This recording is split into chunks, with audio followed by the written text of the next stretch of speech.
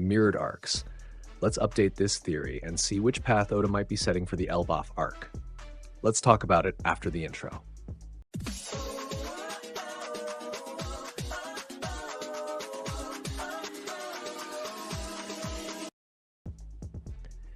Hello everyone, welcome to the channel, and before we dive into the content of this video, don't forget to leave a like, subscribe to the channel, and hit the notification bell so you don't miss anything.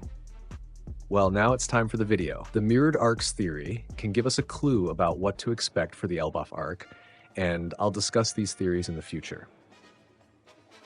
But first, for those unfamiliar with it, let's talk about what this theory is.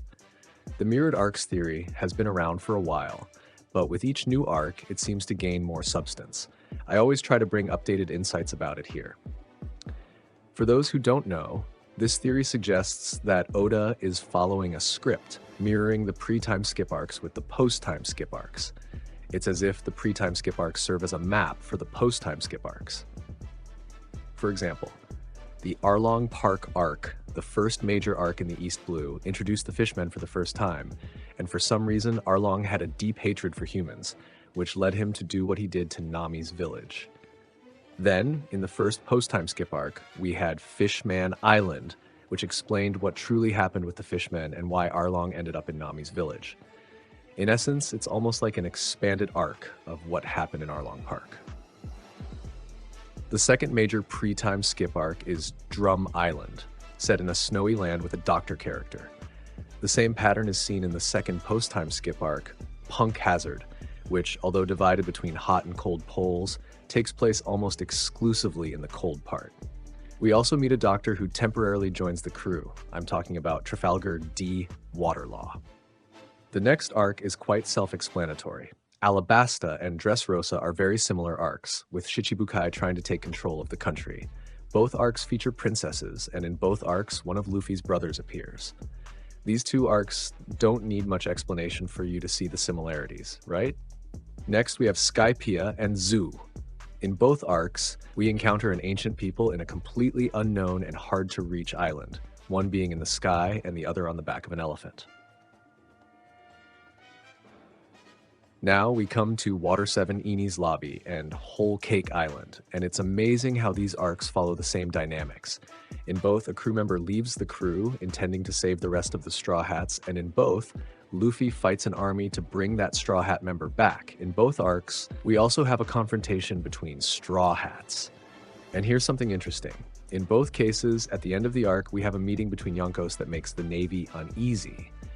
At the end of Enies Lobby, Shanks meets Whitebeard, and at the end of Whole Cake Island, we have the meeting between Big Mom and Kaido. In Thriller Bark and Wano, there aren't many coincidences, but there are some.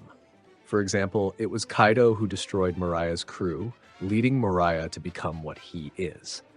In both arcs, the final battle happened during the night and into the morning.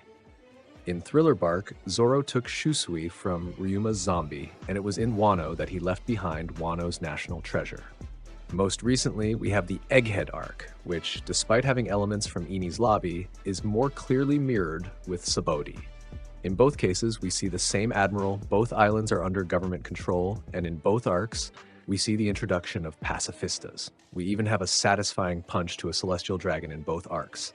That said, it's clear that there's a pattern Oda is following. And to make this even stronger, take a look at Blackbeard. In both cases, Blackbeard had a valuable prisoner to bargain with the government. Pre-time skip, it was Ace, and post-time skip, it's Garp. In both instances, the world was preparing for war. Pre-time skip for Marineford, and post-time skip for the final war. Following this same logic, we can now speculate that the Elbaf arc might mirror the Amazon Lily arc. This doesn't mean the arcs will be exactly the same, but we can expect several similarities, and some already exist. In both arcs, we have a warrior people. The Kuja and the Giants are both warrior tribes. In both arcs, we can expect the people to love Luffy. Yes, the people of Elbaf will either love or idolize Luffy. In both arcs, we'll learn about the foundations of the final war. It was in Amazon Lily that Luffy found out about the Marineford War, and the same should happen now. We'll learn through the books left by Ohara about the foundations of the Great War. It was also in Amazon Lily that we discovered the cruelty of the celestial dragons through Boa Hancock's story, as well as Fisher Tiger's story. And here in Elbaf, we'll learn about Joy Boy, who, like Tiger, freed slaves. Yes, I believe that a large part of Joy Boy's story will be told in Elbaf. Speaking of Boa Hancock, I believe we'll see her in Elbaf, especially since she said at the end of chapter 1059 that she needed to leave Amazon Lily and find Luffy. This should happen in Elbaf. Another bit of information I believe will be confirmed in Elbaf is that Lily is, in fact, the founder of Amazon Lily. It was in Amazon Lily that Luffy discovered his Conqueror's Haki. And here I see two possibilities for this to be mirrored.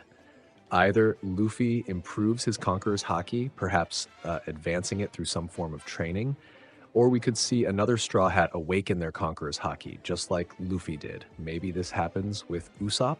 Could it be? In Amazon Lily, we had Luffy's training. It was there that he spent the 2 years of the time skip.